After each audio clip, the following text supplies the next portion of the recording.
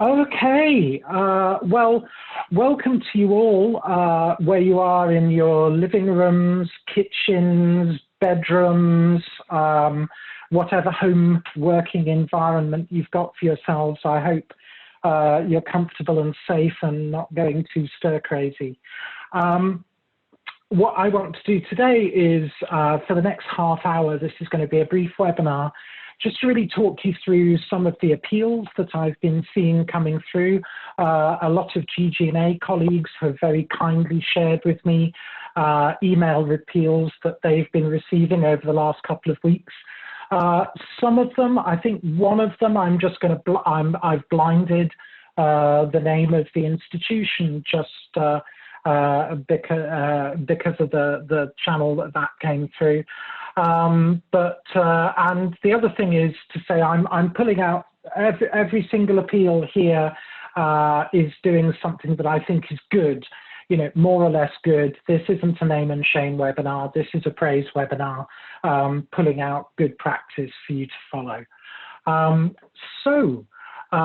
With that, let's move on and let's talk for a minute about, and yes, in answer to Amy, who just asked, we will be sharing the slides after, and this webinar is being recorded. But before we pitch in and look at appeals, let's look at some important metrics. Because what's the main way people are sending out appeals right now? Well, it's email. Digital is coming into its own over the last 2 weeks. Like never before. So I thought I'd show you some benchmark email response rates. These are compiled by a company called MR. They're a US company.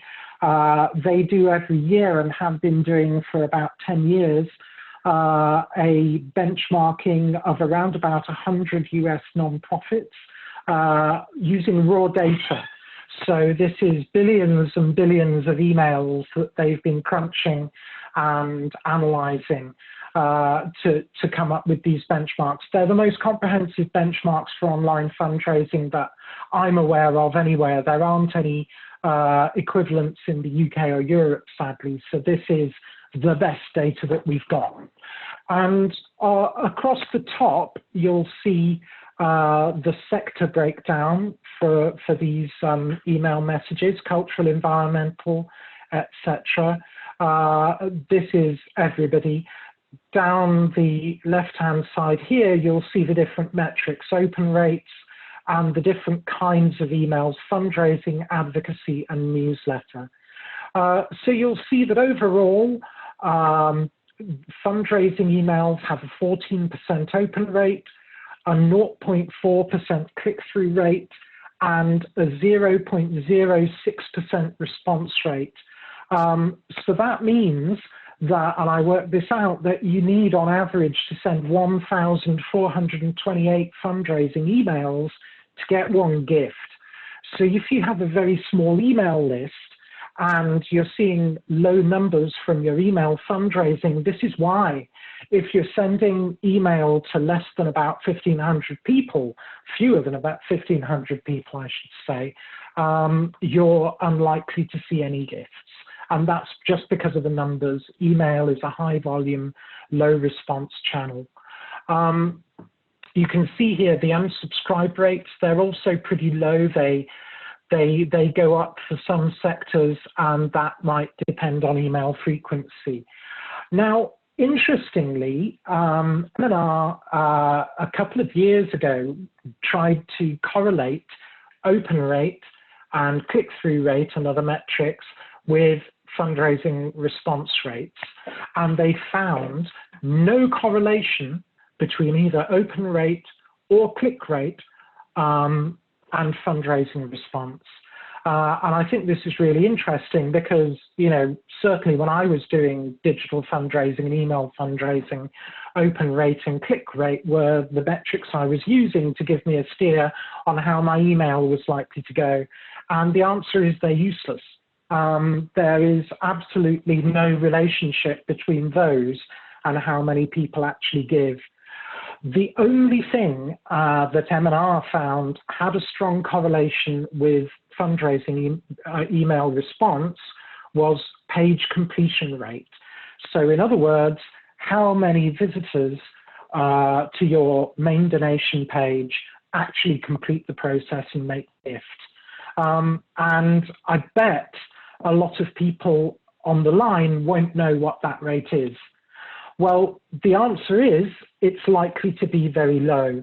Have a look here. Across all sectors, the average percentage of visitors to a donation page completing a donation was 14%. So that's fewer than 1 in 6 visitors who actually go to a page, presumably intending to make a donation, actually complete the donation process. It goes up substantially if you're a hunger or poverty charity.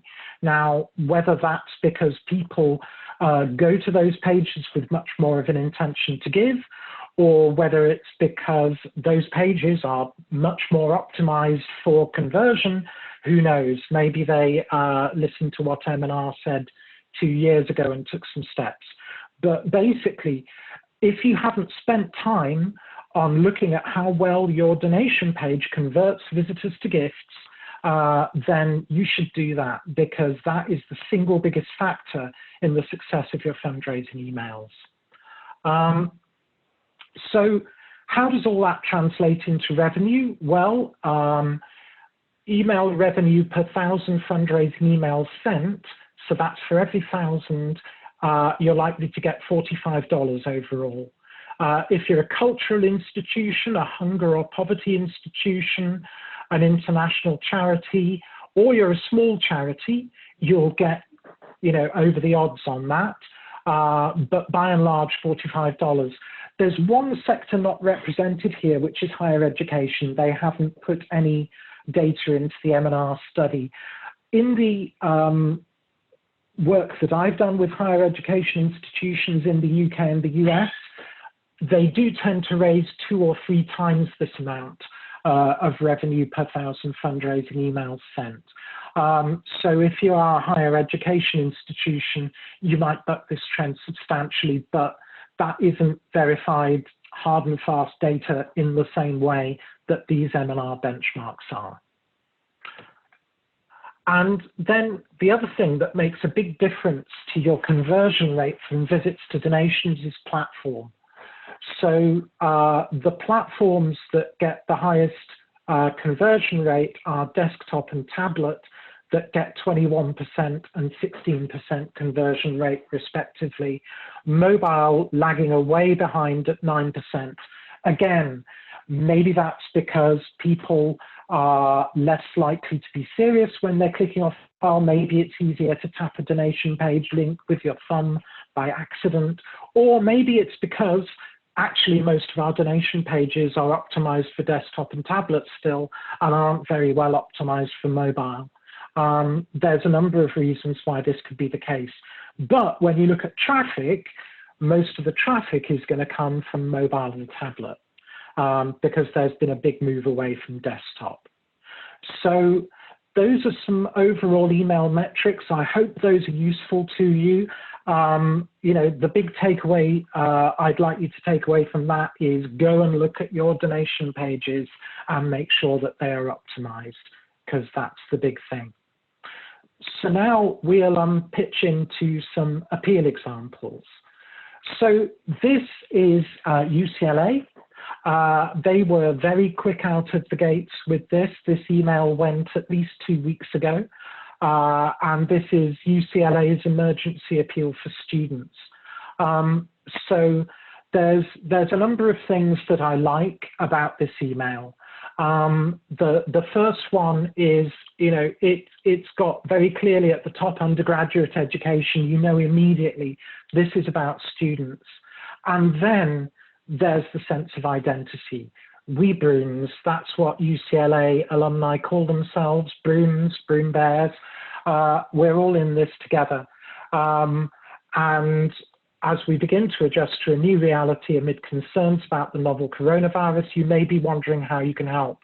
By the way, if you're wondering whether to call it COVID-19 or coronavirus, all the indication is you should be calling it coronavirus. Mark Phillips from Blue Fog Fundraising published some very interesting research last week, or maybe even the week before, that said in the conversations they're having with donors, that's what they're calling it, coronavirus. So this is very upfront. I'm asking you to donate to a special fund. Many of our students come from lower income households and urgently need support. It's very upfront about how much money they're going to need as well. We anticipate at least $500,000 to start and more to meet the needs of students. Here's what I've done, says the provost. I've already committed $90,000 from my discretionary fund. So this is straightforward. It's caring and conversational language, but it's to the point, direct. And here is, whoops, the donation page that backs it up. So they've decided to use their crowdfunding platform to host the donation page for this. It gives us some nice features. It gives it a goal thermometer, 841 donors, $158,000 raised. You can see immediately it exploits goal proximity, because you can see that that's edging pretty close to that goal of 1,000 donors. And they've adapted the perks on the crowdfunding page to make them into giving levels. And they've got giving levels going from $8 all the way up. It's difficult to see on this screen because screenshots, sorry, but that goes up to $900 there for a budget laptop. And it's all very practical. Laptop case, Wi-Fi, emergency screen repair, mobile hotspot, laptops, all the things that students need. So that's UCLA, and kudos to them for getting it out so quickly and in such a really well thought through way. A different institution now, this is a university health system in the US, NorthShore. So you probably can't see the subject line on this, but the subject line is very direct. Your help is needed now. So if we're talking about temperature of emergency appeals, this one is certainly nudging the red end of the thermometer. And the tagline here, we need partners in this fight. So this is using the language of partnership. A few hands being raised, I can see. If you could pop your questions in the Q&A, that would be great. And we will try, and I'll try and answer them afterwards. So this has got a very clear set of giving buttons here. Please give today to help NorthShore stay strong in this fight. Give $250, $150, $100 or $50. It's very, very clear what you need to do. Thank you for your partnership. So this is using the language of partnership all the way through the message. COVID-19, Cambridge's COVID-19 page. So this went up about 10 days ago. I've given to this. So this is very straightforward. If you click through on Give Online, you get taken straight to a donation form. If you click through to find out more, you get taken through to a page that very clearly explains what Cambridge is doing in terms of the research. So, this is an institution that is absolutely at the leading edge of the fight against COVID-19, completely appropriate for it to be doing this. And it's geared its donation pages towards major gifts as well as smaller gifts. So it's sending a message that they need philanthropy at all levels. This US university did a really excellent, very simple message. This was a plain text message sent out to its entire alumni community. and they've latched on to that phrase, I hope this finds you well, and use that as a way to go through the whole message. I hope this finds you well. Has there ever been so much meaning behind that simple phrase? And so it's really warm, really conversational, and the giving ask doesn't come in the body of the email at all. It comes in the PS. We've heard from a number of alumni who've shown a desire to help students. The power of the PS. Do PSs still work? Absolutely. This email generated around $7 million in donations from this university's alumni. So, you know, really, really successful. Do think about your PSs. Don't use them to do administrative things if it's a fundraising email. I saw one email which I won't share up on here, but use the PS to say you might not get your gift acknowledged as quickly as possible at this time. That is a waste of a PS. Don't do that. Use your PS to reiterate your call to action. So I'm going to move on now to some arts and culture examples. So this is the Griffin Theatre, which is a small US theatre. Again, a very simple email message. It's plain text. It was sent out from one of the board members' Hotmail accounts. In this unprecedented crisis within our lifetime, I hope you and your loved ones are feeling physically and mentally healthy. And it's very frank about the impact of coronavirus on the Griffin. To be completely frank, due to the cancellation of this particular show and the cancellation of our national tours, we've suffered a financial loss of more than $50,000 in revenue. For a small arts organization, this is a devastating blow. We need your help now. Our continued operation depends on it. And what they've done, because they've used a bulk email going out from somebody's personal Hotmail account, they've actually put an attachment on the email, which is just very simply a list of all their cancelled shows. So that is, in a way, that's old style direct marketing technique. This is email with a lift note attached. And I thought, you know, considering the desperateness of the situation for Griffin, you know, this is completely appropriate and well done to them. So how can you amplify your message? How can you bring in those old school techniques like lift notes to amplify the message that you're sending at this time? A different approach here from Timeline Theatre, who sent a video message. We're reaching out to say hello. And there's a video message here from their artistic director talking about the new normal. And very simple here. If you're able to make a contribution at this time, we thank you, and a very simple donation button. This was one that a lot of my GG+A colleagues shared with me. I think I got about 7 or 8 different colleagues sharing this one. And it is the Chicago Symphony Orchestra's email. So there's a lot of links here to videos that orchestral members have done, message from the maestro, and they very clearly asked people to donate the value of tickets to the Chicago Symphony or to make a donation. Straightforward.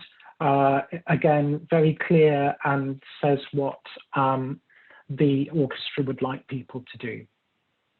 And then this one I got quite late on when I was putting this webinar together, and I really love this. It's a small community foundation, Tompkins County. I'm not sure where that is in the US, but the subject line is the best subject line that you could use at any time. Your gift will help. That's what donors want to hear. Your gift will help. The tagline, your gift is a solution to challenging times. This is very donor-centric indeed. And then the tone of the email. Dear Richard, my, how quickly our world changes. The economy was chugging along and life was going well, and then bam, now here we are. This is conversational, it's down to earth, it feels like a real person's writing to you. I'm writing to ask for your gift. Your support today is what it takes. We're supplying basic needs grants, we're acting swiftly. Community foundation donors put hundreds of grants into this community, and you are vital in helping that happen. So, and it's cut off a little bit at the end here, but it finishes, you are likely dealing with financial uncertainty right now. If you can't give in this moment, I completely understand. If you can, I'd love your help. This is really great, donor-centered, conversational, connecting copy. And this email deserves to do very well. Now, I want to take a minute to talk about some things I'm seeing on social media.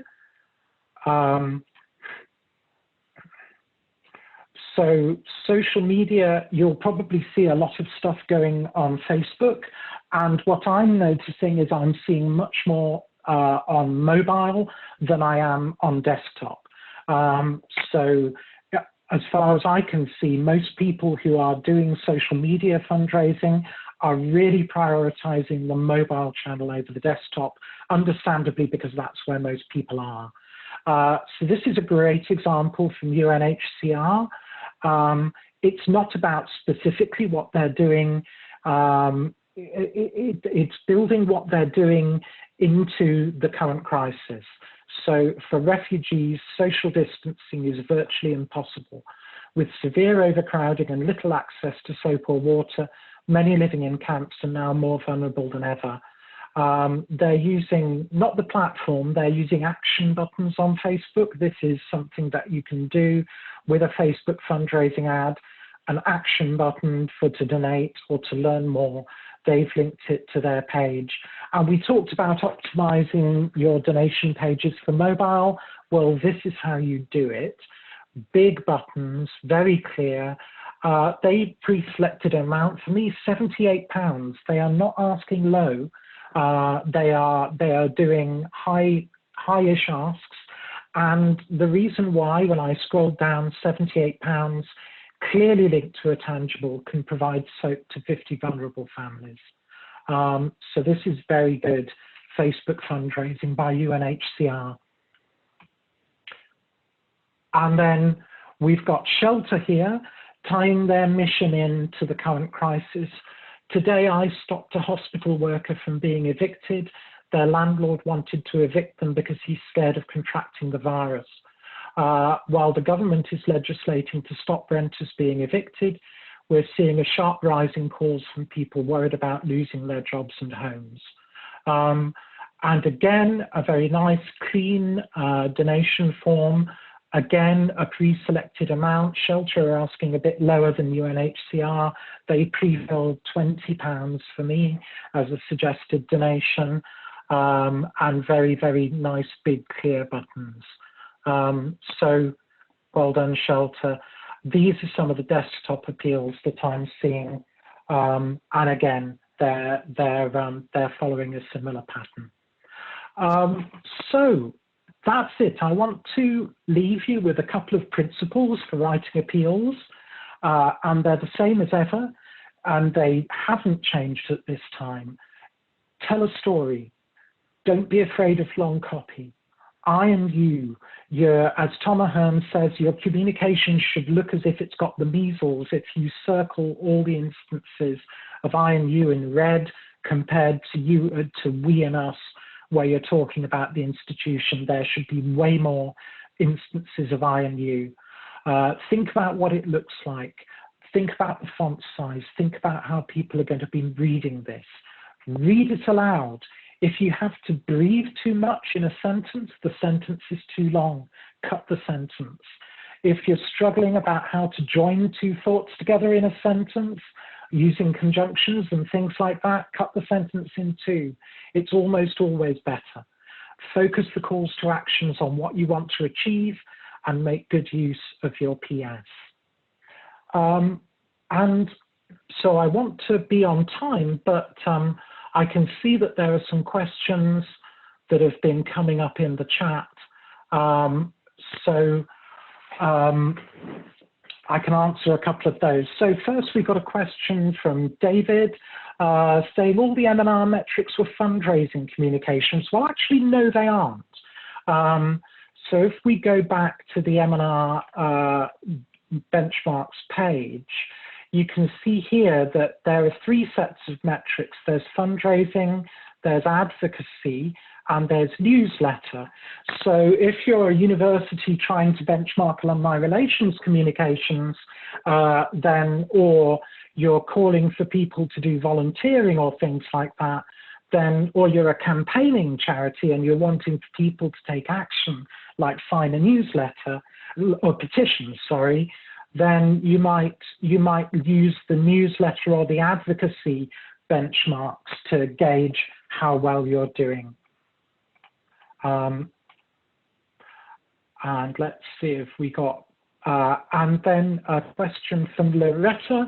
The UNHCR one is interesting as there is an ask that could be monthly or one-off.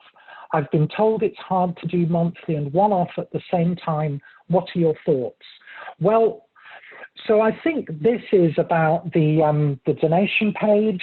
I mean, obviously, we don't have anybody from UNHCR, or if there is anybody from UNHCR who can say, then please do let us know. But I suspect that they've tested this form, and I suspect that this is working for them. It's not a monthly or one-off ask as such. It's just a toggle on the donation form that you can choose whether to make a monthly or a one-off gift.